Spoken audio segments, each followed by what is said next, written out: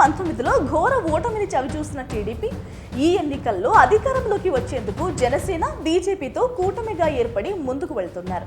అయినా జగన్ను ఢీకొనే బలం సరిపోక చంద్రబాబు కొత్త వ్యూహాలను రచిస్తున్నారు. గతంలో చంద్రబాబు తన కుటిల బుద్ధితో ఎన్టీఆర్ను సీఎం కుర్చీ నుంచి దించి సక్సెస్ అయ్యారు.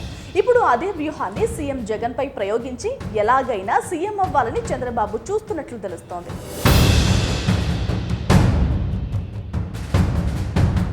1994లో ఘన విజయం సాధించిన టీడీపీ అధికారం చేపట్టిన 6 నెలలకే ఎన్టీఆర్ సీఎం పదవి నుంచి తప్పుకున్నారు. దీనికి కారణం చంద్రబాబు అంటూ అప్పట్లో వచ్చిన వార్తలు దుమారాన్నే లేపాయి.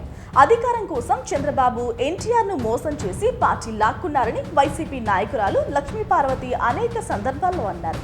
అలాగే చంద్రబాబు మాజీ ముఖ్యమంత్రి వైఎస్ రాజశేఖర రెడ్డిపై కూడా చాలానే ఆరోపణలు చేశారు. ఆయనకు ఓటు వేస్తే రాష్ట్రం అభివృద్ధి జరగదంటూ చేసిన ప్రచారాన్ని ప్రజలు కొట్టిపారేశారు. రాష్ట్ర విభజన తర్వాత జరిగిన తొలి ఎన్నికల్లో టీడీపీ అధికారం చేపట్టింది.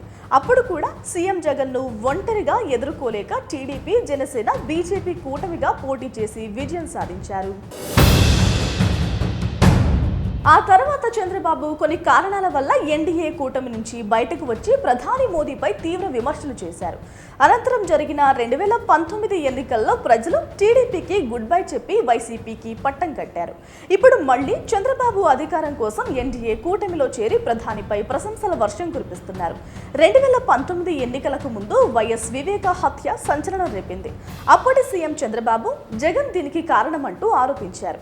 వైసీపీలో జగన్ బాబాయ్కు సముచిత స్థానాన్ని కల్పించారు. వివేక పార్టీలో జగన్ను ఢీకొట్టే వ్యక్తి కాబట్టే జగన్ చంపించారని టీడీపీ ఆరోపించింది. వైసీపీ ప్రభుత్వం అధికారంలోకి వచ్చిన తర్వాత రాష్ట్రాన్ని అభివృద్ధి పదంలో సీఎం జగన్ ముందుకు తీసుకువెళ్లారు. అయితే చంద్రబాబు తాము చేసిన అభివృద్ధి చెప్పకుండా వైసీపీ ప్రభుత్వంపై బురద చల్లే ప్రయత్నం చేస్తున్నారని వైసీపీ నేతలు మండిపడుతున్నారు.